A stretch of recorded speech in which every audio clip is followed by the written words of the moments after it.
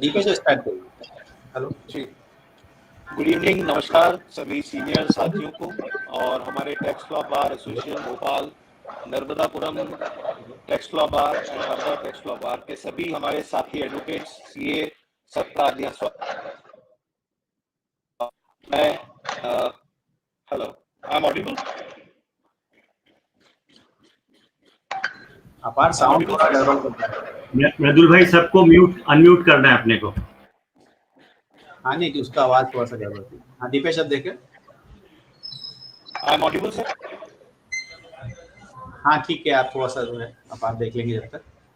Okay, आज हमारे बीच में एक मतलब सूरज को दिया दिखाने वाली बात है।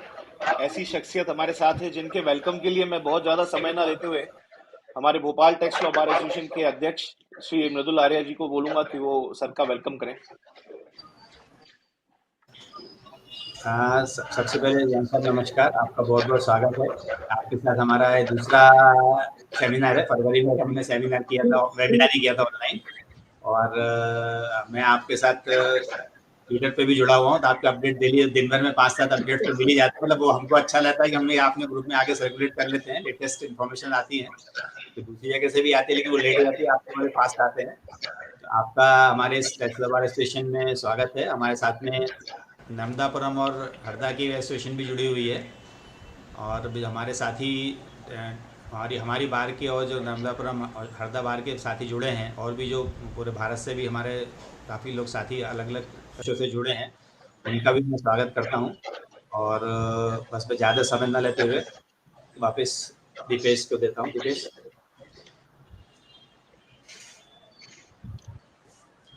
दीपेश जी अनम्यूट करें अपने आप को। सॉरी।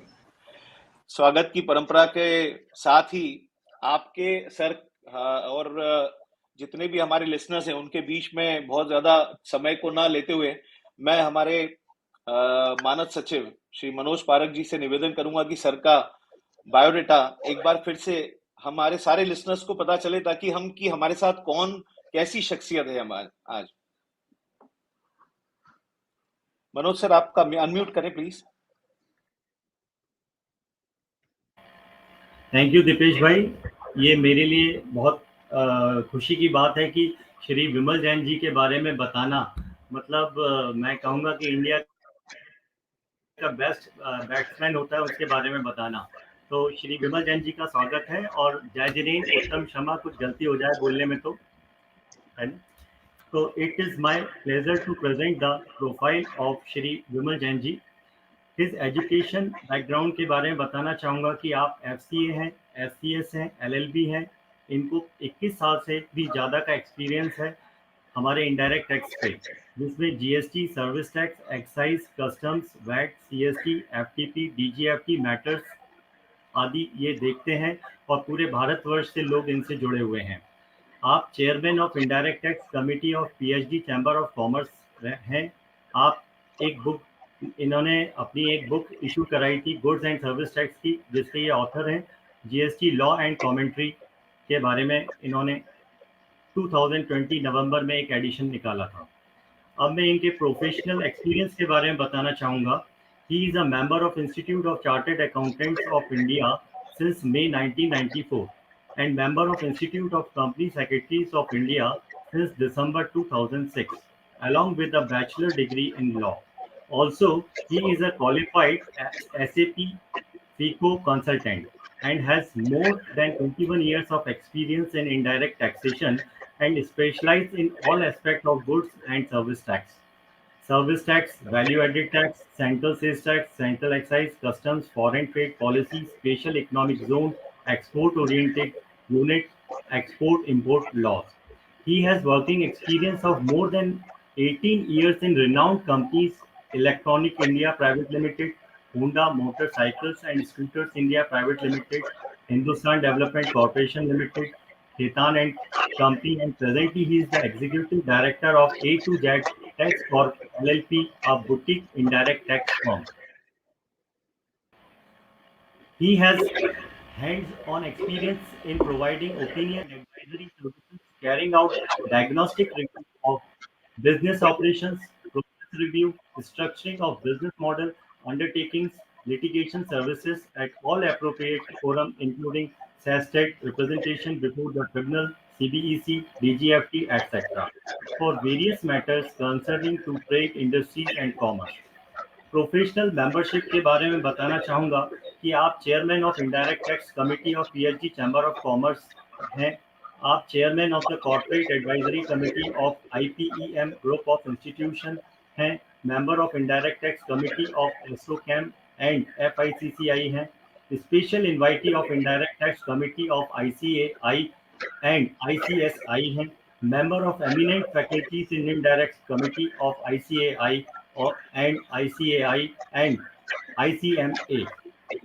आपके बारे में ये कहना चाहूँगा कि इनको जो अवार्ड्स मिले हैं वो keynote speaker at Guinness world record made by ICSI in largest taxation lesson on GST attended by 4,500 plus participating, breaking earlier record of Japan.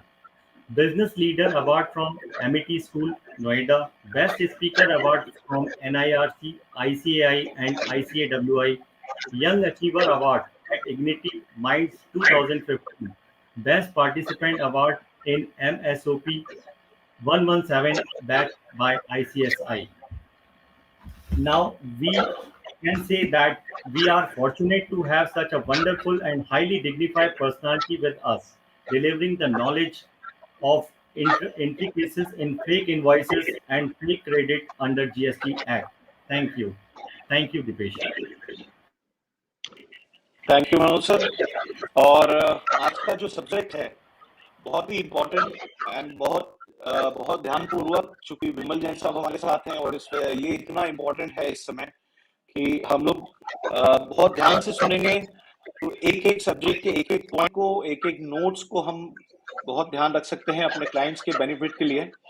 Sir बहुत ज्यादा आपके बीच में और हमारे बीच में समय ना लेते हुए Vimal Jain sir At the outset, thank you. at the outset, let me thank both the leading taxation association, Dipesh ji, Matul ji, Pranay ji, Manoj ji, Pratik ji। Topic वाकई बहुत इंटरेस्टिंग है, फेक इनवॉइस, फेक क्रेडिट। देखिए आज GST में 1 घंटे का हम session रखेंगे। आज 1 घंटा एक दूसरे के साथ इंटरेक्ट करेंगे। जीएसटी में आज जो हम देख रहे हैं सबसे बड़ी प्रॉब्लम क्या आ रही है, जो बायर है, जो रिसिपिएंट है, जिसने माल खरीदा, डिपार्टमेंट आज की डेट में आके ये ब्लेम करता है कि आपको ये क्रेडिट नहीं मिलेगी, और क्यों नहीं मिलेगी, क्या क्या रीजन वो हमें देता है, मैं वो आपको बताता हूं। पहला रीजन देता है कि सप्लायर नॉन एग्जिस्टेंट है, सप्लायर का अता पता नहीं है। सो आपने जिस सप्लायर से माल लिया और वो नॉन एग्जिस्टेंट है तो हम आपको क्रेडिट नहीं देंगे। दूसरी सिचुएशन वो कहते हैं कि आपके सप्लायर ने फेक क्रेडिट ली हुई थी और उसी क्रेडिट को उसने यूज किया है, अब इस क्रेडिट को हम आपको नहीं देंगे। तीसरी सिचुएशन ये आती है कि आपका सप्लायर है, आपके सप्लायर ने GSTR 1 भरा जो आपके 2A और 2B में भी आ गया, उसने GSTR 3B भी भरा यानी पेमेंट ऑफ टैक्स भी हुआ था, लेकिन उसका जो प्रीसीडिंग इमीडिएट सप्लायर है जिसको हम L1 या L2 बोलते हैं, उसने टैक्स का पेमेंट नहीं किया है, तो सप्लाई चेन में टैक्स का पेमेंट नहीं हुआ और उसी क्रेडिट को मेरे सप्लायर ने यूज किया है फॉर डिस्चार्जिंग आउटपुट टैक्स, इसलिए हमें क्रेडिट नहीं मिलेगी। अगला रीजन ये आता है कि आपके सप्लायर ने GSTR 1 भरा ही नहीं, आपके 2A और 2B में आ नहीं रहा, तो हम आपको क्रेडिट देंगे ही नहीं। ऐसे कितने वजह आपने देखी होगी जहां पे बायर्स जो बोनाफाइड बायर है, जो ऑनेस्ट रिसिपिएंट है, उसकी क्रेडिट को डिपार्टमेंट डिस्प्यूट कर रहा है। आज इस प्रेजेंटेशन में मैं सबसे ये कोशिश करूंगा कि बायर के एंड पे आज क्या क्या डिफेंस है, क्या क्या हम सब्जेक्ट मैटर प्रेजेंट कर सकते हैं डिपार्टमेंट को कि बायर बोनाफाइड है, ऑनेस्ट है, उसने रीजनेबल ड्यू डिलिजेंस किया था। आप बायर की क्रेडिट को डिनाई नहीं कर सकते। मैं उन सारी बातों को आपके सामने रखूंगा, तो एक एक करके मैं स्टेप्स आगे बढ़ता हूं। देखिए, जीएसटी में अगर क्रेडिट लेना है तो क्रेडिट लेने के लिए सेक्शन 16 सबसे इंपॉर्टेंट सेक्शन है सीजीएसटी एक्ट का। सेक्शन 16 सब सेक्शन 2 में 4 कंडीशन होती हैं फॉर अवेलिंग क्रेडिट। पहली कंडीशन, आप अगर बायर हैं, रिसिपिएंट हैं, तो आपके पास टैक्स इनवॉइस की कॉपी होनी चाहिए। दूसरी कंडीशन, आपने गुड्स एंड सर्विसेज रिसीव कर लिए हों। तीसरी कंडीशन, आपके सप्लायर ने टैक्स का पेमेंट कर दिया हो, आपके सप्लायर ने। तो कई बार हमने देखा है कि बायर ने सप्लायर को तो पेमेंट दे दिया, सप्लायर ने आगे जमा नहीं कराया, तो डिपार्टमेंट इस पे भी डिस्प्यूट करता है कि हम आपको क्रेडिट नहीं देंगे। एंड चौथी कंडीशन है कि as a buyer, as a recipient, आप रेगुलरली अपना जीएसटी का रिटर्न भर रहे हो। ये 4 कंडीशन से हमने स्टार्ट किया था। 5वीं कंडीशन इनने 1 जनवरी 2022 से इंप्लीमेंट की, और 5वीं कंडीशन ये कहती थी कि जिस क्रेडिट को आप ले रहे हैं एज ए बायर, वो आपके जीएसटीआर 2B में आनी चाहिए, जीएसटीआर 2B में आनी चाहिए, यानी मैच होनी चाहिए। तो बैकग्राउंड मैंने आपको दे दिया। अब इस बैकग्राउंड के लिए एक और प्रोविजन मैं आपसे कह दूं, फिर मैं अपने सारी जो प्रैक्टिकल केस स्टडीज हैं वो आपके साथ डिस्कस करूंगा। पहला समझने की कोशिश कीजिए, जब जीएसटी आया था तो इनने ये कहा था, इनने कहने का मतलब लॉ ने ऐसा कहा था कि सप्लायर, मान लीजिए मैं सप्लायर हूं दिल्ली में और मैं भोपाल मध्य प्रदेश में सप्लाई करता हूं, तो सप्लायर जीएसटीआर 1 भरेगा bye 10th of next month. उसके बाद ये बायर के पास, रिसिपिएंट के पास जीएसटीआर 2A में ऑटो पॉपुलेट हो जाएगा, जिसको बायर एंड रेसिपिएंट अब जब अपना जीएसटीआर 2 भरेगा by 15th of next month, वो ऐड, मॉडिफाई एंड डिलीट कर सकता है। मान लीजिए सप्लायर कोई ट्रांजैक्शन डालना भूल गया, पर उसके पास टैक्स इनवॉइस की कॉपी है, उसने गुड्स रिसीव किए हैं, तो आप उस ट्रांजैक्शन को ऐड कर देंगे जब आप जीएसटीआर 2 भरेंगे। मॉडिफाई, यानी अगर सप्लायर ने कोई गलती कर दी है तो आप मॉडिफाई भी कर सकते हैं। और मान लीजिए कोई ट्रांजैक्शन सप्लायर ने गलत चढ़ा दी जो आपसे रिलेटेड नहीं है, तो आप उसे डिलीट भी मार सकते हैं, और आप एज ए बायर अपना GSTR 2 by 15th of next month भरेंगे। जब आप ऐड, मॉडिफाई, डिलीट करेंगे तो एक document GSTR 1A statement supplier के लिए ऑटो पॉपुलेट हो जाएगा, यानी सप्लायर को दिखेगा कि रिसिपिएंट बायर ने क्या क्या चेंज किया। रिसिपिएंट ने जो चेंज किया वो सप्लायर को दिखेगा। सप्लायर के पास ऑप्शन होगा, उसे एक्सेप्ट करे अगर सही है, या रिजेक्ट करे। उसके बाद वो जीएसटीआर 3 भरेगा। ये एक automated electronic GST return system को इनने इन्वेसाइज किया था, और इसी के थ्रू इनने आईटीसी मैचिंग और मिसमैचिंग की बात कही थी। इंपॉर्टेंट सेक्शन आपको याद दिला दूं, सेक्शन 37 जीएसटीआर 1 के लिए, सेक्शन 38 जीएसटीआर 2 के लिए, सेक्शन 39 जीएसटीआर 3 के लिए होता था।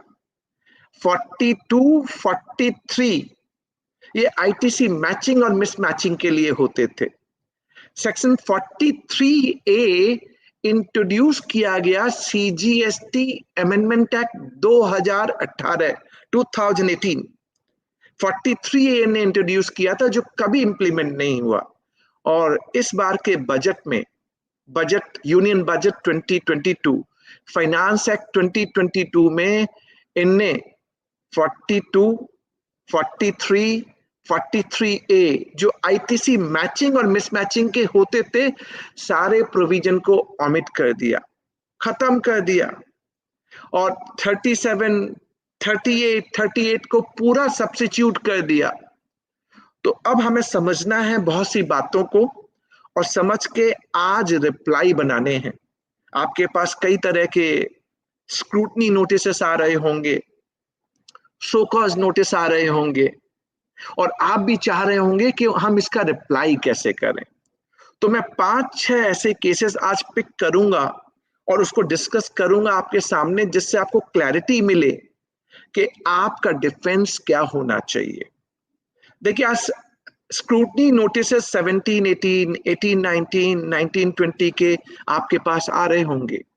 उसमें सबसे पहला क्वेश्चन, सबसे बड़ी बात जिस पे स्क्रूटनी नोटिस आ रहे हैं, वो इस बात पे आ रहा होगा कि मान लीजिए आपने अपने जीएसटीआर 3B में 10 लाख रुपए की क्रेडिट ली है 3B में, लेकिन आपके 2A में 5 लाख रुपए आ रहे हैं, कुल 5 लाख रुपए, यानी 5 लाख रुपए का डिफरेंस है।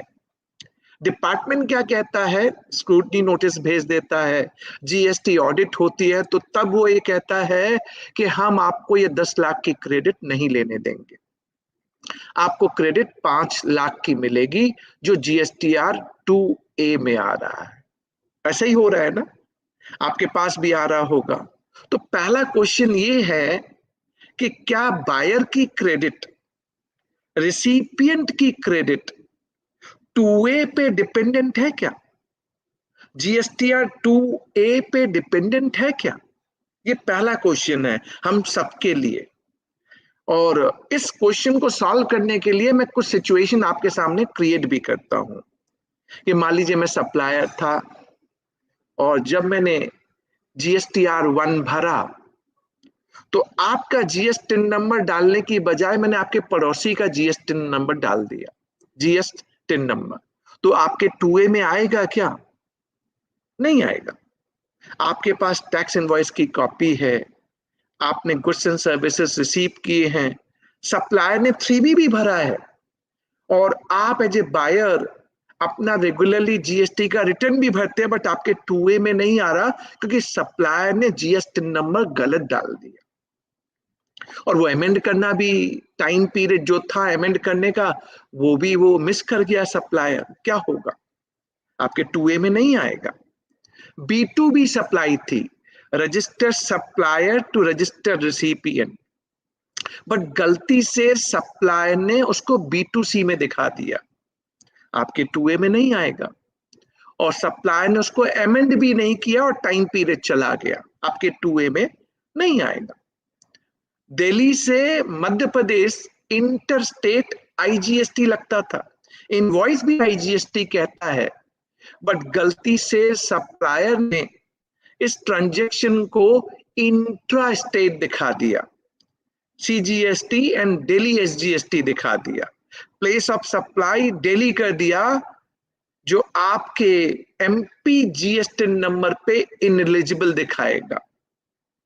मान लीजिए सप्लायर ने 3B भरा बट 1 नहीं भरा, तो आपके 2A में नहीं आएगा। तो अब इन सारी बातों का क्या आंसर है? क्या 2A पे, जीएसटीआर 2A पे मेरी क्रेडिट डिपेंडेंट है? मैं आपको टेक्निकली और लीगली दोनों बातें बताऊंगा। देखिए, 5वीं कंडीशन जो मैंने आपको बताई थी ना, section 16 subsection 2 sub clause AA, ये 5वीं कंडीशन थी कि आपकी क्रेडिट जीएसटीआर 2B से मैच होनी चाहिए, जीएसटीआर 2B से। और ये प्रोविजन कब आया? 1 जनवरी 2022 से। प्रोस्पेक्टिव था, रिट्रोस्पेक्टिव नहीं था, प्रोस्पेक्टिव था।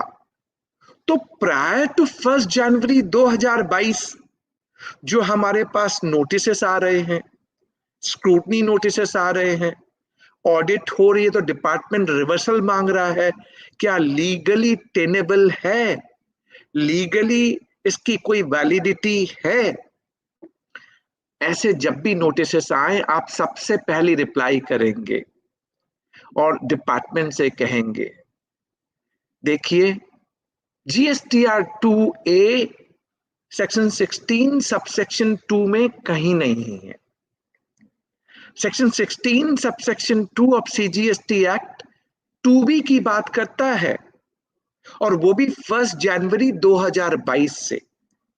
यानी इसी लीगल पॉइंट पे आप बोलेंगे सर मेरी क्रेडिट 2A पे डिपेंडेंट नहीं है, पहली बात। दूसरी बात आप क्या कहेंगे? एक सुप्रीम कोर्ट का जजमेंट आपको देता हूं,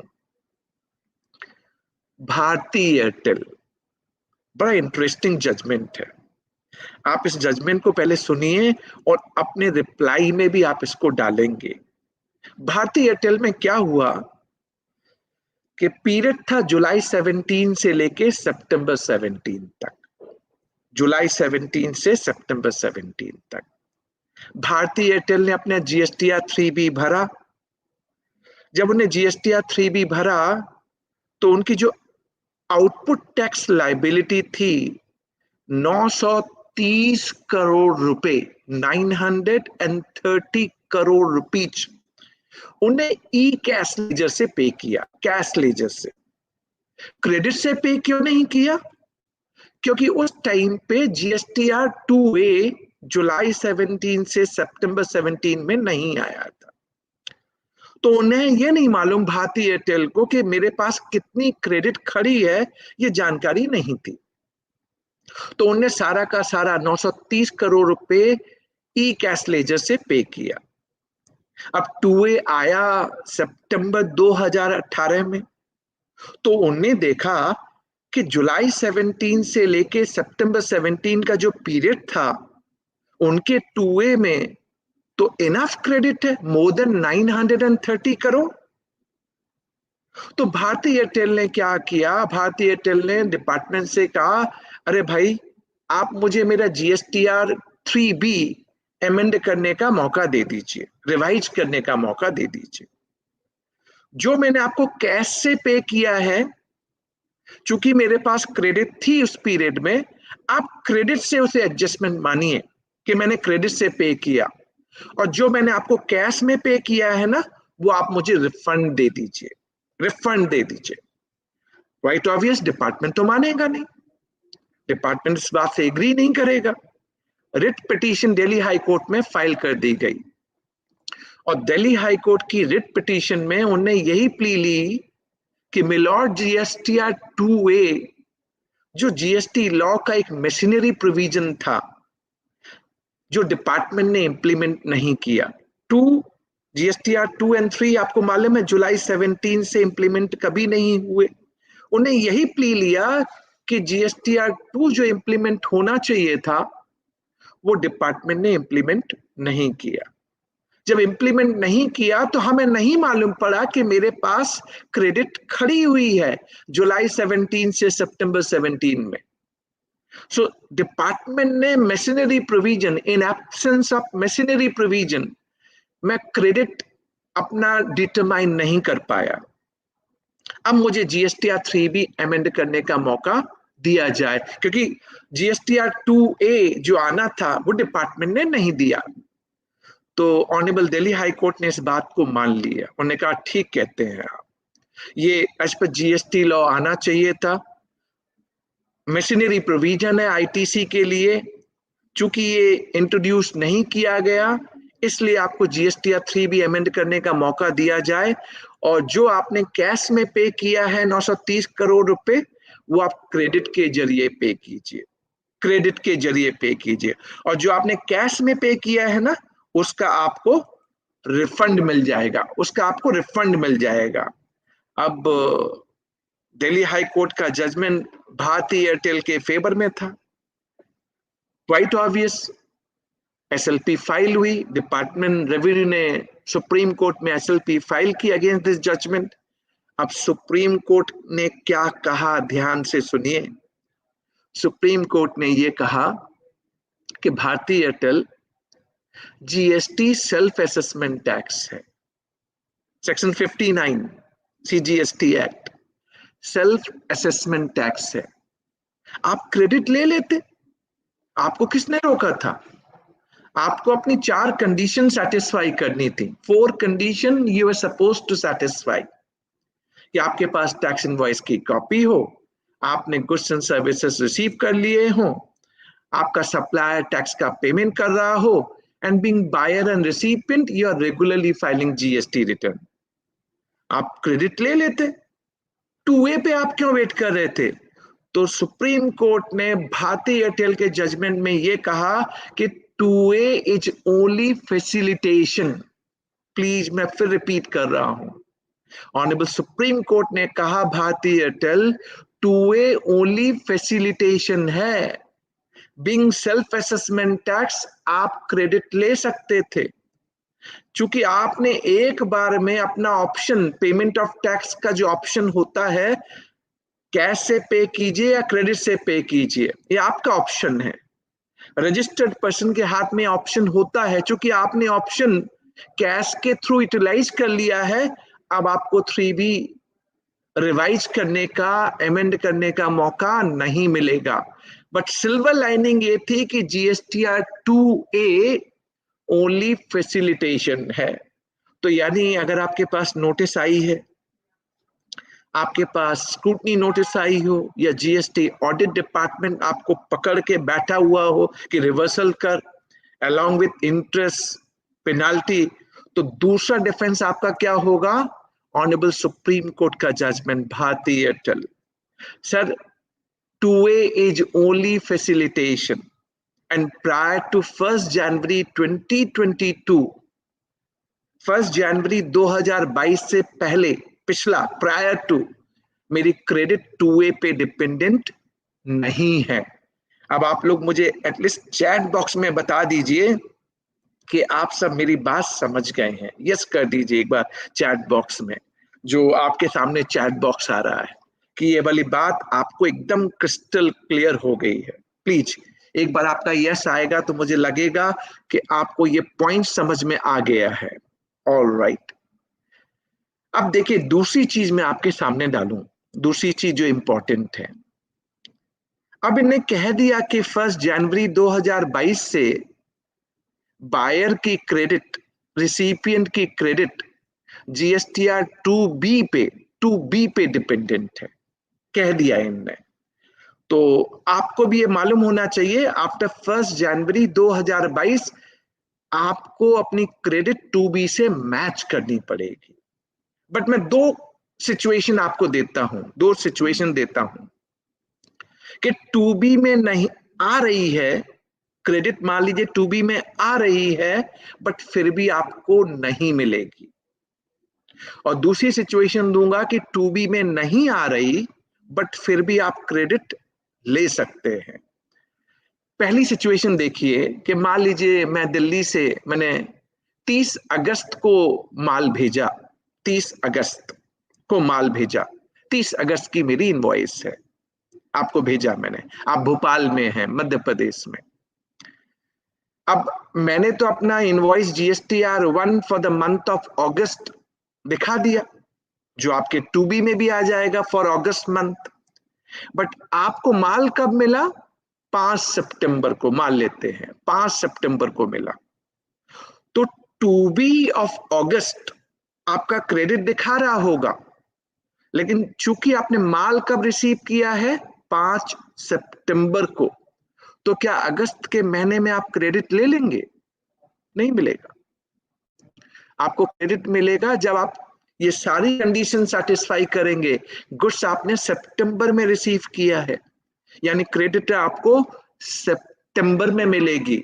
तो मैंने आपको क्या समझाया? 2B में क्रेडिट दिख रही है बट फिर भी आप क्रेडिट नहीं ले सकते। दूसरी सिचुएशन, 2B में नहीं दिख रही बट फिर भी आपको क्रेडिट मिलेगी। वो कैसे क्रेडिट होती है? इंपोर्ट ऑफ गुड्स, जब आपने IGST पे किया होगा, कई बार वो आइस गेट के जरिए जो डेटा ट्रांसमिशन होता है GSTN पोर्टल पे 2A 2B में ऑटो पॉपुलेट नहीं हो रही है, आप क्रेडिट ले सकते हैं 100%। रिवर्स चार्ज की लाइबिलिटी है RCM की, आपके 2B में नहीं आ रही, वो बिंग रिसिपिएंट बिंग बायर आप पे करेंगे और क्रेडिट लेंगे, यानी 2B में नहीं आ रहा फिर भी आपको क्रेडिट मिलेगी। तो मैंने आपको ये पार्ट अच्छी तरह से समझा दिया, ये था पहला पार्ट। अब दूसरा पार्ट डिस्कस करता हूं आपसे, दूसरा इंपॉर्टेंट पार्ट। देखिए दूसरा इंपॉर्टेंट पार्ट मैं थोड़ा फेक इनवॉइस और फेक क्रेडिट के ऊपर डिस्कस करता हूं। बड़ा इंटरेस्टिंग पार्ट है। फेक इनवॉइस हम बोलते किसको हैं? सब जगह पे fake invoice, fake invoice, fake credit, ये है क्या? इसको हम समझने की कोशिश करते हैं। देखिए GST लॉ में अरेस्ट के प्रोविजन है सेक्शन 69 में। सेक्शन 69 बोलता है subsection 1 of CGST act, where commissioner is having reason to believe, यानी ये रीजन टू बिलीव आपको मालूम है, मैं बार बार कहता हूं रीजन टू बिलीव एक सब्जेक्टिव टर्म है, सिर्फ सस्पिशन के ऊपर ये नहीं हो सकता। You can't have suspicion, there should be concrete factual, उनके पास अंडरलाइंग सपोर्टिव डॉक्यूमेंट होने चाहिए, यही लीगल jurisprudence है। But the way provision says commissioner is having reason to believe that any person, whether आप रजिस्टर्ड हैं या नहीं है, any person who has committed 4 specified offense under section 132 subsection 1 subclause A to D, 4 specified offense अगर आपने किए हैं, and that is punishable under section 132 subsection 1 Roman 1 and Roman 2 and 132 subsection 2, that is punishable. Then that commissioner may authorize any proper officer in writing for arrest of such person. तो ये समझना बहुत जरूरी है कि 132 सबसेक्शन 1 में ये 4 offence है क्या। 132 सबसेक्शन 1 स्टार्ट होता है whoever has committed, यानी जिसने भी ये किया है, चाहे वो रजिस्टर्ड है या अनरजिस्टर्ड है, और who causes to commit and retaining benefit out of it, यानी 2 कैटेगरी बना दी, जिनने whoever committed एक कैटेगरी एंड दूसरी category causes to commit and retaining benefit out of it, यानी जो हेल्प करता है कि स्पेसिफाइड ऑफेंस करने में जिसने हेल्प की।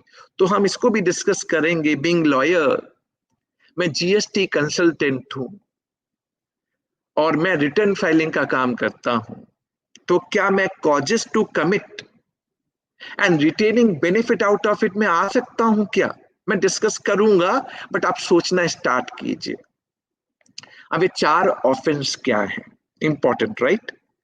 पहला ऑफेंस सप्लाई ऑफ गुड्स और services without issuance of invoice, यानी सप्लाई हुई लेकिन इनवॉइस आपने नहीं रेज किया, जिसको हम बोलते हैं कैश सेल।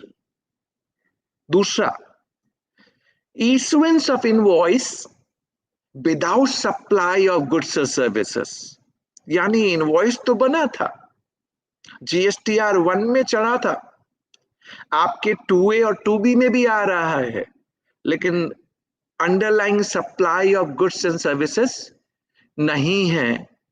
इसको ही हम कहते हैं फेक इनवॉइस।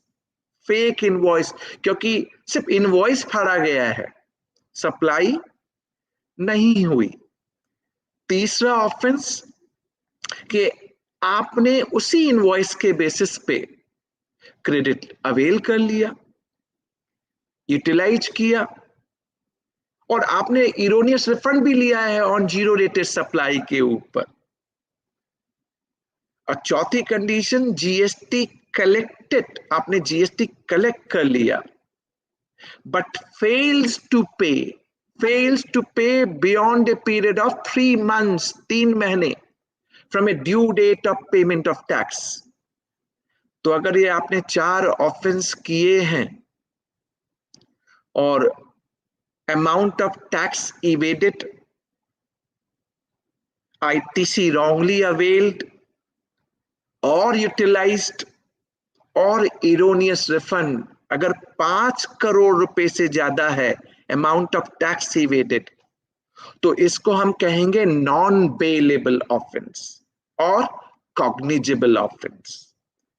बट अरेस्ट के लिए दिस अमाउंट इज 2 करोड़ और मोर, 2 करोड़ से ज्यादा। अरेस्ट के लिए 2 करोड़ से ज्यादा, but for non bailable offence ये 5 करोड़ से ज्यादा होना चाहिए। और 132 में ये बात क्लियरली कह दी गई कि अगर ये 5 करोड़ से नीचे है फॉर ऑल अदर ऑफेंस, तो इसको हम बेलेबल ऑफेंस बोलेंगे, बेलेबल ऑफेंस। तो ऑफेंस वाला पार्ट मैंने आपको समझाया। अब हमें समझना है fake invoice and fake credit. तो फेक इनवॉइस है क्या और फेक क्रेडिट है क्या? एक रिसेंटली एक सर्कुलर इशू किया गया, इस सर्कुलर से मैं एग्री नहीं करता, मैं डिस्कस जरूर आपके सामने कर रहा हूं, पर मैं एग्री नहीं करता। अब इस सर्कुलर क्या कहता है, ध्यान से सुनिए और आपको समझना है, अच्छी तरह से समझना है, जैसे कोई डाउट आपके माइंड में नहीं होना चाहिए। मान लीजिए मैं ए हूं, ए, और आप सब बी हैं, सब आप लोग बी हैं। मैंने एक इनवॉइस रेज किया और उसमें मैंने सप्लाई नहीं की है, अंडरलाइंग सप्लाई ऑफ गुड्स और सर्विसेज नहीं है। उस इनवॉइस को मैंने अपने GSTR 1 में चढ़ाया, आपके 2A और 2B में आ भी रहा है, और मैंने GSTR 3B भी भरा, मैंने GSTR 3B भी भरा, और आपने क्रेडिट ले ली है। तो आपने जब क्रेडिट ले ली है तो डिपार्टमेंट आपके पास आता है और आपसे कहता है कि मिस्टर बी, आपको एक क्रेडिट नहीं मिलेगी। आप पूछते हैं क्यों नहीं मिलेगी? उन्होंने कहा नहीं, आपने फेक इनवॉइस पे क्रेडिट ली है।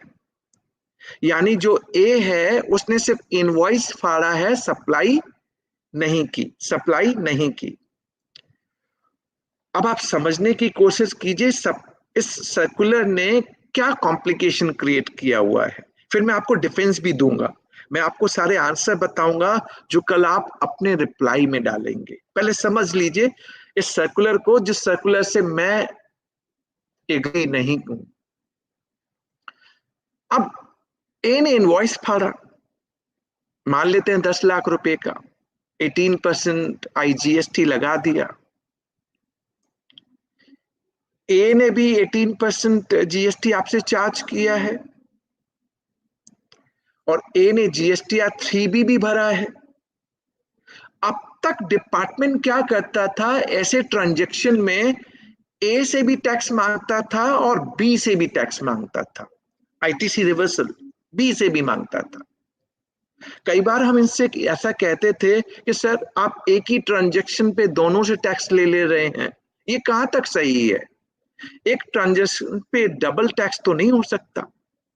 एक ही ट्रांजैक्शन पे आप 36 रुपए, अगर 10 लाख है तो 3,60,000 रुपए 18% बनता है। सप्लायर से भी आप मांग लेते हैं और फिर रिसिपिएंट से भी आप रिवर्सल करवाते हैं, ये कैसे पॉसिबल है? तो इन्हें एक नया थ्योरी डेवलप की और वो थ्योरी इन्हें सर्कुलर में डाल दी। सर्कुलर बना के दे तो दिया, लेकिन सर्कुलर को पहले डिस्कस कर लूं, फिर मैं आपको डिफेंस दूंगा। सर्कुलर ये कहता है इस केस में ए से रिकवरी हो सकती है क्या? तो उन्होंने कहा नहीं, ए से कोई रिकवरी नहीं हो सकती, टैक्स की कोई रिकवरी नहीं हो सकती। Under section 73 non fraud case, under section 74 fraud case, A से कोई रिकवरी नहीं हो सकती।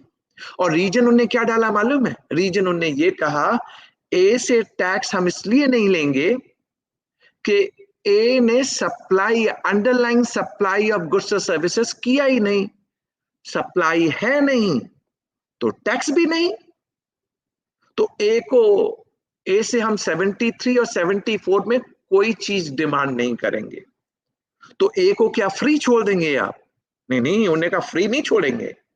फिर तो हम section 122 subsection 1 Roman 2 offences, specified offences, 21 offence है ना जिसमें पेनाल्टी प्रिस्क्राइब्ड है, उन्होंने कहा हम वहां जाके उससे पेनाल्टी ले लेंगे, पेनाल्टी ले लेंगे। और पेनाल्टी के लिए मालूम है ना, हायर ऑफ 2, 20,000 रुपए और अमाउंट ऑफ टैक्स इवेडेड। आपको याद आ रहा है ना? याद आ रहा है? 3,60,000 रुपए या 20,000, 10,000 CGST, 10,000 SGST, जो भी ज्यादा होगा वो पेनाल्टी हम ए से ले लेंगे। तो मैं आपको एक और चीज इंटरप्रेट करने के लिए कहूं, आप इंटरप्रेट कीजिए। मान लीजिए अगर इस सप्लायर से जस्ट इंटरप्रेट करना स्टार्ट कीजिए और आप चैट बॉक्स में बताइएगा भी, जिससे मजा आए और आपको समझ में भी आए। अगर ए ने सिर्फ इनवॉइस फाड़ा and there is no supply, इसलिए उन्हें कहा 73, 74 की हम कोई डिमांड रेज नहीं करेंगे ए के ऊपर, ए के ऊपर। तो जो अमाउंट ऑफ पेनाल्टी है for specified offence under section 122, उसमें पेनाल्टी क्या होगी? 20,000 रुपए या 3,60,000 रुपए? सोचना स्टार्ट कीजिए। मेरी इंटरप्रिटेशन ये कहती है, जब सर्कुलर कहता है कि ए ने सप्लाई की नहीं, इसलिए आप 73, 74 की प्रोसीडिंग स्टार्ट ही नहीं कर रहे फॉर डिमांडिंग द टैक्स, तो टैक्स इवेडेड कुछ है ही नहीं इसके अंदर। जब टैक्स इवेडेड कुछ नहीं है तो मैक्सिमम पेनाल्टी क्या हो गई? 20,000 रुपए, ओनली 20,000 रुपीज। पर आप समझ लीजिए, सर्कुलर तो निकाल देते हैं पर आगे पीछे कुछ नहीं सोचते। एक तरफ कॉन्सेप्ट, अगर सर्कुलर कहता है कि ए ने सप्लाई की नहीं तो टैक्स ही नहीं है, जब टैक्स ही नहीं है तो टैक्स इवेडेड भी नहीं है, टैक्स इवेडेड नहीं है तो 73, 74 भी नहीं हो सकता, तो 122 सबसेक्शन 1 रोमन 2 में टैक्स इवेडेड है ही नहीं है, यानी 20,000 रुपए, जो आप और हम सहमत नहीं होंगे। बी से आप क्या करेंगे? ये बी ने तो क्रेडिट ली है 3,60,000 रुपए की, तो इनने कहा ये सारा पैसा अब हम बी से लेंगे। उसने आईटीसी अवेल्ड की है, और आईटीसी अवेल्ड कब की है? जब इसने underlying goods and services receive किए ही नहीं। सेक्शन 16 सबसेक्शन 2 की जो इंपॉर्टेंट कंडीशन है कि must have received goods and services, चूंकि बी ने रिसीव किया ही नहीं है, इसलिए अब हम बी से डिमांड करेंगे हमें। सो यानी जो show cause notice reversal of ITC के लिए आएगी वो बी के पास आएगी। 73 non fraud case, 74 fraud cases, यानी बी को देना पड़ेगा। तो यानी ये वाली बात इनने सर्कुलर में डाली। अब समझने की कोशिश कीजिए हम सब हैं कहां पे। आप लोग भी मेरी बात से सहमत होंगे कि इतने सारे केसेस आज पैन इंडिया चल रहे हैं, हमें वे फॉरवर्ड समझ में नहीं आ रहा। समझने की एक एक करके कोशिश कीजिए। पहला केस मैं आपके लिए बनाता हूं, पहला केस बनाता हूं। पहले मैं आपको समझा दूं कि प्रॉब्लम एक्चुअल में रही कहां पे है। कुछ जेन्युइन डिसऑनेस्ट टैक्स पेयर हैं, जेन्युइन डिसऑनेस्ट टैक्स पेयर जिनने चोरी की है। उन्हें चोरी कैसे की है मालूम है?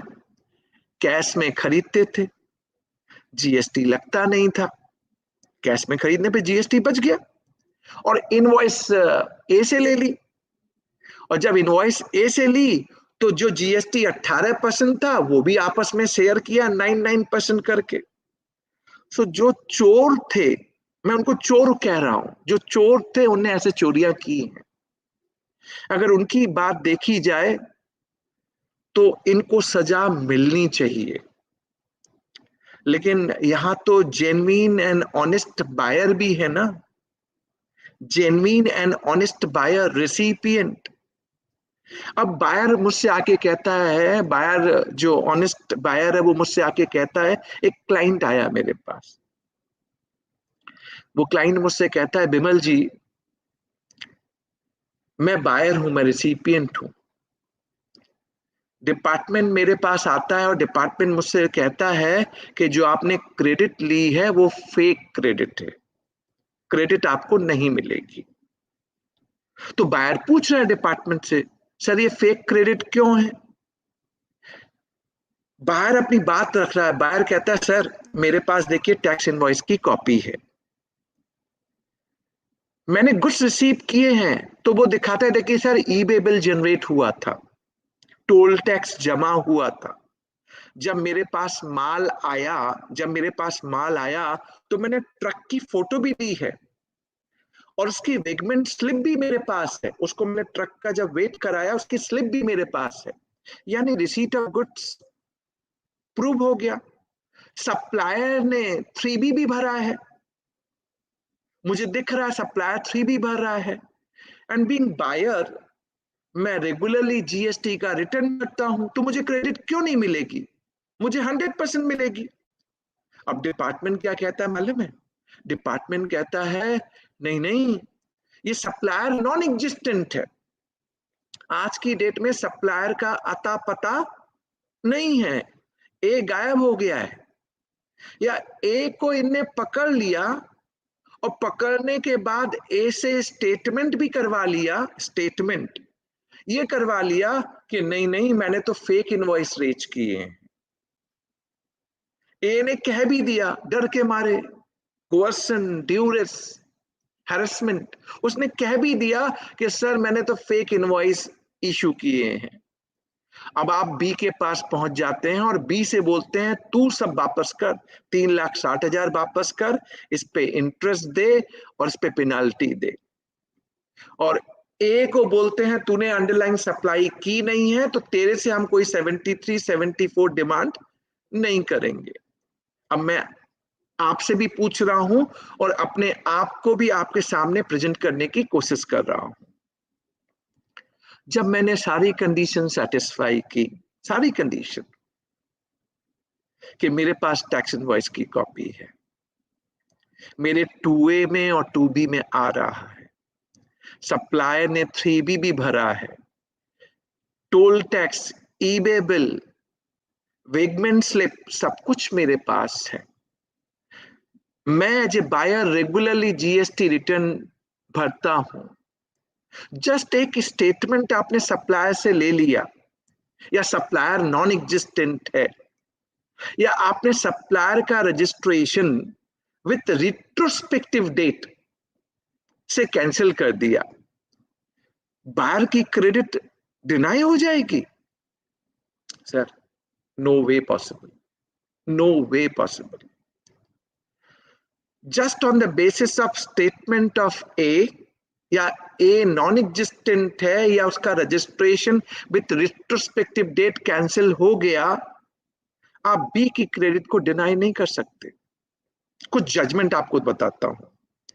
कैलकाटा हाई कोर्ट का जजमेंट है LGW industries limited, subsequently followed in Sanchita Kundu case by Calcutta High Court. उसमें डिस्प्यूट ये था कि डिपार्टमेंट ने बायर से क्रेडिट रिवर्सल करने के लिए कहा क्योंकि सप्लायर नॉन एग्जिस्टेंट था, सप्लायर को नॉन एग्जिस्टेंट पाया गया। उनने बायर से कहा तुम क्रेडिट रिवर्सल मारो along with interest and penalty। वो रिट पिटीशन लेके वो चला गया कैलकाटा हाई कोर्ट के पास और कैलकाटा हाई कोर्ट ने क्या जजमेंट दिया मालूम है? Unless department prove connivance, unless department prove connivance hand in hand, supplier and recipient, they cannot demand reversal of ITC from the buyer, from the recipient. यानी department को prove करना पड़ेगा कि सप्लायर और रिसिपिएंट मिले हुए थे। जब मैं जेन्युइन एंड ऑनेस्ट बायर हूं तो I am damn sure they won't be able to prove वहां कोई कनाइवेंस था। एक उड़ीसा हाई कोर्ट का जजमेंट बताता हूं, bright star plastic industries limited, bright star plastic industries limited. उस जजमेंट में क्या हुआ कि मान लीजिए जुलाई 2018 में आपने मुझसे माल लिया, सप्लायर से माल लिया जुलाई 2018 में, हम दोनों एक्टिव थे, सप्लायर भी एक्टिव, बायर भी एक्टिव, एक्टिव नंबर थे। मैं GSTR 1 भर रहा था, आपके 2A में आ रहा था, मैं 3B भी भर रहा था। बट 2020 में सप्लायर के यहाँ एक इंक्वायरी होती है, इन्वेस्टिगेशन होती है, सर्च होती है, and supplier is non existent, नहीं है वो अपनी जगह पे, उसका अता पता नहीं है। डिपार्टमेंट ने क्या किया, इस सप्लायर का रजिस्ट्रेशन विथ रिट्रोस्पेक्टिव डेट जुलाई 17 से कैंसिल कर दिया, जुलाई 17 से कैंसिल कर दिया, और बायर से कहते हैं कि आप तुम ये क्रेडिट रिवर्स करो along with interest and penalty. Odisha high court में in bright star plastic industries limited में पिटिशनर ने ये आर्गुमेंट लिया, मिलॉट, और लेना भी चाहिए, ये आर्गुमेंट लिया मिलॉट, जिस पीरियड की मैंने क्रेडिट लिए हम दोनों एक्टिव नंबर थे, मैं बोनाफाइडी बायर रिसिपिएंट हूं, मैंने सारी चीजें क्रॉस चेक वेरीफाई कर ली। नाउ 2020 में ये नॉन एग्जिस्टेंट है, इसकी वजह से आप मेरी पुरानी पीरियड की क्रेडिट को आप डिस्प्यूट कर देंगे? No way possible, no way possible, unless आप ये बताएं कि हम दोनों mens rea connivance, and that is what Odisha high court has said. अब डिपार्टमेंट कर क्या रहा है? सप्लायर का स्टेटमेंट ले लिया, सप्लायर से लिखवा लिया, सप्लायर से ये कह दिया कि तूने फेक इनवॉइस इशू किए हैं, बायर के पास चला जाता है, इन्वेस्टिगेशन उनकी चल रही है। इन्वेस्टिगेशन के नाम पे they are only trying to bulldoze, recipient को परेशान, रिसिपिएंट से रिवर्सल। मेरे उसी क्लाइंट के केस में उन्होंने क्या किया, एक तरफ इन्वेस्टिगेशन चल रही है और यहां उन्होंने ई क्रेडिट लेजर ब्लॉक करवा दिया, ब्लॉक कर दिया। मैंने रिट पिटीशन डाली राजस्थान हाई कोर्ट में, मैंने हाई कोर्ट में सिर्फ दो बातें रखी, मिलॉट, इनने जो ई क्रेडिट लेजर ब्लॉक किया है rule 86A of CGST rule, they can't do because they have not passed any regioned order, speaking order होना चाहिए ना। सिर्फ आप एक लाइन लिख दें कि fraudulent credit है या ineligible credit है, that is not a speaking order. You need to say why it is fraudulent, why it is ineligible, होना चाहिए ना। एंड सेकेंड आर्गुमेंट मैंने लिया कि सर इनने मुझे अपॉर्चुनिटी ऑफ बीइंग हर्ड भी नहीं दिया। मेरी राइट है कि मुझे जब भी आप कोई एडवर्स ऑर्डर पास करते हैं तो 75 सबसेक्शन 4 क्लियरली कहता है कि आप अपॉर्चुनिटी ऑफ बीइंग हर्ड देंगे, otherwise is violation of principle of natural justice. मैंने दो आर्गुमेंट लिए, सिर्फ दो argument, and notice got issued to them and they are being stated कि वो कोई कोर्सिव एक्शन आगे से नहीं लेंगे, and they are being asked to reinstate my credit. आप आइए ना, बताइए ना कैसे फ्रॉडुलेंट है, कैसे इनएलिजिबल है। आपने बस प्री मेडिटेटेड माइंड से सोच लिया ये फ्रॉडुलेंट हो जाएगी, इनएलिजिबल हो जाएगी। No way possible, no way possible. तीसरी चीज कनेक्ट करूं, दो चीजें रखूंगा क्योंकि आज थोड़ा मेरे पास टाइम पहुंच है। मैं lengthy basis पे I will not be able to resolve this one, so I will only have two particular case study which I would be discussing quickly within 10 minutes, and मैं आज आप लोगों से इजाजत चाहूंगा because of time पहुंच।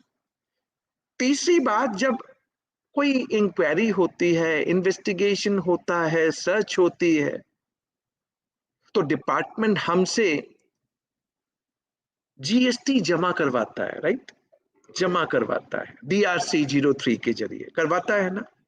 क्या जीएसटी लॉ में ऐसा प्रोविजन है कि आप मुझसे इंक्वायरी, इन्वेस्टिगेशन या इंस्पेक्शन, सर्च चल रही हो तब आप जीएसटी मुझसे जमा कराइए?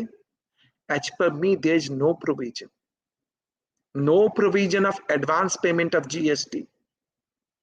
73 subsection 5 non-fraud case, 74 subsection 5 fraud case आपको तभी जमा करने बोलता है जब आपने खुद अपनी लायबिलिटी असर्टेन की है एंड आप वॉलंटरली पे कर रहे हैं, या प्रॉपर ऑफिसर ने असर्टेन की और आपने एग्री कर लिया वॉलंटरली। बट मैं आपको सजेशन दूंगा, जब भी during search, inspection, inquiry department pressure create करे और आपसे पैसा जमा करवाए, उस टाइम पे तो हम मजबूर होते हैं क्योंकि इतना प्रेशर हमारे ऊपर रहता है, we have to end up paying the taxes. उस मोमेंट पे तो किसी तरीके से हम उस चीज को, भैया तू अभी जा, तो हम जमा करते हैं DRC 03 के जरिए। तो एक काम कीजिएगा, DRC 03 में एक अदर्स कॉलम होता है जिसमें आप लिख सकते हैं कि this I am paying under protest, keeping my all option open to defend allegation made by the department. ये जरूर लिख दीजिएगा, अंडर प्रोटेस्ट। अगर आपने एक लाइन लिख दी ना, तो कल मेरे लिए एक रिट ऑप्शन ओपन हो जाता है कोर्ट में जाने का। मैं बोल दूंगा कोर्ट में जाके, मिलॉट जीएसटी लॉ में ऐसा कोई प्रोविजन नहीं है, there is no provision in GST law. 73 subsection 5, 74 subsection 5। अगर मैंने DRC 03 में लिख दिया कि अंडर प्रोटेस्ट है, फिर वॉलंटरी रहा ही नहीं। जब वॉलंटरी नहीं रहा तो आपने with duress, with coercion, with harassment आपने कलेक्ट किया है, it must be refunded back. And Madras high court का जजमेंट है, Shri Nandi Dhal mills India private limited, same judgment. अगर मान लीजिए आपने पंचनामा में एग्री कर लिया और आप कहते हैं कि ये चीज एप्लीकेबल नहीं है, आप रीट्रैक कीजिए नेक्स्ट डे, जिससे आप अपनी लीगल राइट को एंजॉय कर पाए। लास्ट पॉइंट आज का, कई बार होता है ना कि आपने सप्लायर को पे किया और सप्लायर ने जमा नहीं कराया, कई बार होता है ना, नहीं कराया जमा, तो आपकी क्रेडिट डिनाई हो जाएगी क्या? देखिए, प्री जीएसटी में सुप्रीम कोर्ट का जजमेंट है के industries limited. Maximum high court की जजमेंट हमारे फेवर में है कि for the fault of supplier of non payment of taxes, आप बायर की क्रेडिट को डिनाई नहीं कर सकते। जीएसटी में भी हमारा मद्रास हाई कोर्ट का एक अच्छा जजमेंट है, DY बेथल इंटरप्राइजेज, और उस जजमेंट में ये आर्गुमेंट लिए गए और ऑनरेबल मद्रास हाई कोर्ट ने ये हेल्ड किया, जब दोनों रजिस्टर्ड हैं, सप्लायर एंड रेसिपिएंट, आप रेसिपिएंट के पास ही क्यों जाते हो? सप्लायर के अगेंस्ट में एक्शन लो, डिफॉल्टिंग सप्लायर जो आपको नोन है, take the action against them, पहला पार्ट। और ये हेल्ड किया, unless you take action against the defaulting supplier, you're not allowed to ask reversal from the buyer, from the recipient. DY Bethel enterprises. एक judgment मैं आपको और दूं, एक अच्छा जजमेंट और एक इंटरप्रिटेशन आपको दूं। इस फाइनेंस एक्ट 2022 में एक चेंज हुआ है। कितने लोगों ने नोटिस किया मुझे नहीं मालूम, बट आप ध्यान से सुनिए। 41 सबसेक्शन 2 को सब्स्टिट्यूट किया गया। 41 सबसेक्शन 2 ये कहता है अगर सप्लायर ने टैक्स का पेमेंट नहीं किया तो वो बायर से रिवर्सल मांगेंगे अलोंग विथ इंटरेस्ट। और जब भी सप्लायर पे कर देगा तब बायर को क्रेडिट मिल जाएगी। Buyer can reavail the credit. ये प्रोविजन उन्होंने 41 सबसेक्शन 2 में डाला है। ध्यान से सुनना है आपको, लास्ट पॉइंट है मेरा आज का। ये प्रोस्पेक्टिव क्लॉज है, अभी तक नोटिफाई नहीं हुआ। मान लेते हैं नोटिफाई होगा 1 जनवरी 2023 को, मान लेते हैं, ज्यूम कर लेते हैं 1 जनवरी 2023 को ये नोटिफाई होगा। तो दो बातें हमें समझनी है, ये लॉ में क्यों डाला गया। तो मैं आपको बताऊं, डिपार्टमेंट ने कोर्ट में ये बताने के लिए ये प्रोविजन डाला कि हम बायर से रिवर्सल इसलिए मांग रहे हैं क्योंकि हमने लॉ में प्रोविजन डाला हुआ है 41 सबसेक्शन 2 कि रिवर्सल अलोंग विथ इंटरेस्ट आप मांग सकते हैं। मिलॉर्ड लॉ, और लॉ तो कोर्ट तो लॉ रीड करती है, राइट? इसके बेसिस पे जस्टिफाई करके वो बायर से रिवर्सल मांगेंगे। मैं इसी का फायदा उठाने वाला हूं।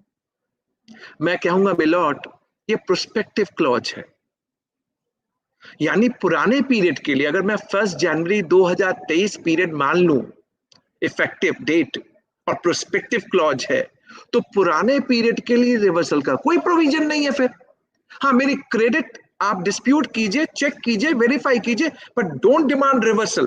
कोई प्रोविजन नहीं है because of 41 subsection 2, and that is what I'm contemplating, that is what I'm pleading before you. Hope I'm clear to all of you.